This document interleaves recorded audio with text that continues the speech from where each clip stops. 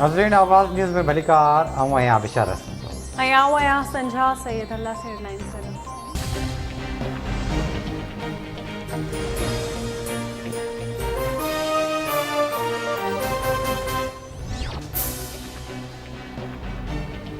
ईंदड़ माली साल 2022-23 जे 9,500 अरब रुपयनि जी बजट सुभाणे पेश कई वेंदी। इक़्तिसादी तरक़ी जो 5% मुक़ररु हलंदड़ साल माली 2021-22 जी क़ौमी इक़्तिसादी सर्वे रिपोर्ट जारी कई वेंदी। नाणे वारो वफ़ाक़ी वज़ीर मिफ़्ताह इस्माइल सुभाणे शाम बजट पेश कंदो। पार्लियामेंट जो गॾियल इजलास अॼु शाम थींदो। नैब तरमीमी इलेक्शन एक्ट बिल पेश कया वेंदा। इजलास में ॿिन्ही बिलनि जी मंज़ूर थियण जा इम्कान। इलेक्शन एक्ट जी मंज़ूरी सां समुंड पार पाकिस्तानी वोट जे हक़ खां महरूम थी वेंदा। सदर ॿिन्ही बिलनि ते एतिराज़ वारींदे वापसि करे छॾिया हुआ।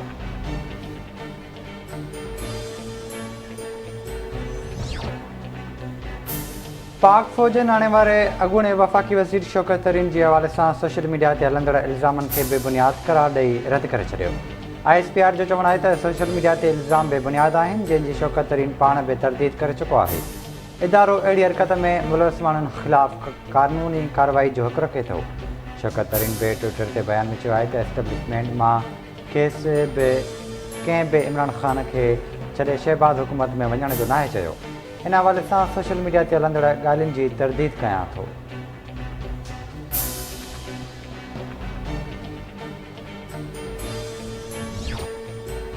Army chief general Qamar Javed Bajwa जी सदारत हेठि फॉर्मेशन कमांडर्स कॉन्फ्रेंस ISPR मूजिबि आर्मी चीफ ऑपरेशन रद्दुल फ़साद में थियल अॻभराई ते इत्मिनान जो इज़हार कंदे ऑपरेशन में माणियल कामयाबियुनि जी बि वाखाण कई। संदसि चवणु आहे त पाक फ़ौज प्रोफेशनल इदारे तौरु पंहिंजी ज़िम्मेवारियुनि खां चङी तरीक़ वाक़िफ़ आहे। मुल्क जी सलामती पाक फ़ौज जी ज़िम्मेवारी आहे। पाक फ़ौज मुल्की सलामती तोड़े ख़ुदि मुख़्तियारी जे तहफ़्फ़ुज़ जी ज़िम्मेवारी पूरी कंदी। तब्दील थींदड़ जियो स्ट्रेटेजिक माहौल में असांखे हर वक़्तु तयारु रहणो पवंदो।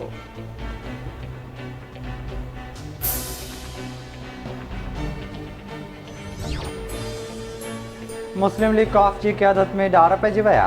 चौधरी शुजात हुसैन जे भाइटे हुसैन इलाही कॉफ लीग खे अलविदा करे छॾियो। मुस्तक़बिल जो फ़ैसिलो मुनस इलाही सां गॾिजी करण जो ऐलान। हुसैन इलाही जो चवणु आहे त अहिड़ी पार्टी में नथो रही सघां जेका शहबाज़ हुकूमत जी हिमायत करे। चौधरी परवेज़ इलाही पारां बि कॉफ लीग क़यादत खां धार थियण जो फ़ैसिलो।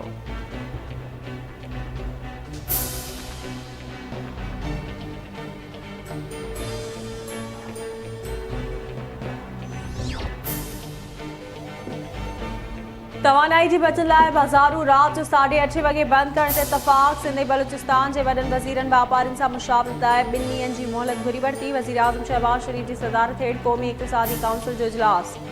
सिंध पंजाब ऐं बलूचिस्तान जे वॾनि वज़ीरनि जी शिरकत। ख़ैबर पख्तूनख्वा जी नुमाइंदगी चीफ सेक्रेटरी कई। इजलास में वफ़ाक़ी काबीना जे फ़ैसिलनि ते बि उसूली इतफ़ाक़ कयो वियो।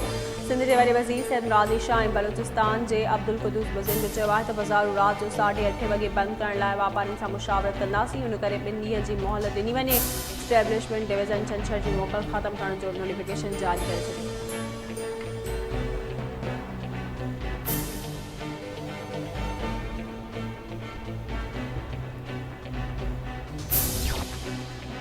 वज़ीर आज़म शहबाज शरीफ़ जी इस्लामाबाद में कॉफ लीग सरबराह चौधरी शुजात हुसैन जी रिहाइशगाह आमद संदसि ख़ैरियत पुछी।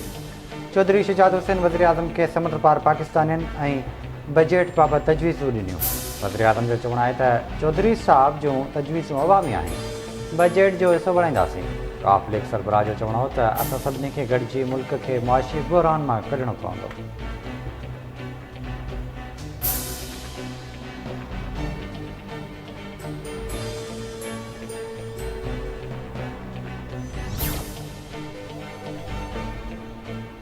सुप्रीम कोर्ट विया आहियूं। जी अदालती फ़ैसिलो ईंदो। ॿीहर वॾी एहतजाज जो सॾु ॾींदुसि। कारकुननि तयारी करे वठनि। PTI चेयरमैन इमरान ख़ान जो इस्लामाबाद में PTI जी नेशनल काउंसिल खे ख़िताब सां चवणु आहे त असांजे 3.5 सालनि जी हुकूमत में पेट्रोल 55 रुपया महांगो थियो। इम्पोर्टेड हुकूमत रुगो 2 महीननि अंदरि 60 रुपया पेट्रोल महांगो कयो।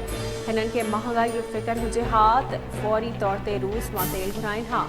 हुकूमत रुगो पंहिंजा केस ख़त्म करण लाइ नैब आई आहे। नैब जो चेयरमैन पंहिंजी मर्ज़ी जो आंदो पियो वञे। FIA खे तबाह कयो वियो। हाणे इलेक्शन कमीशन सां गॾिजी ईंदड़ चूंडूं खटण लाइ धांधली जी तयारी कई थी वञे।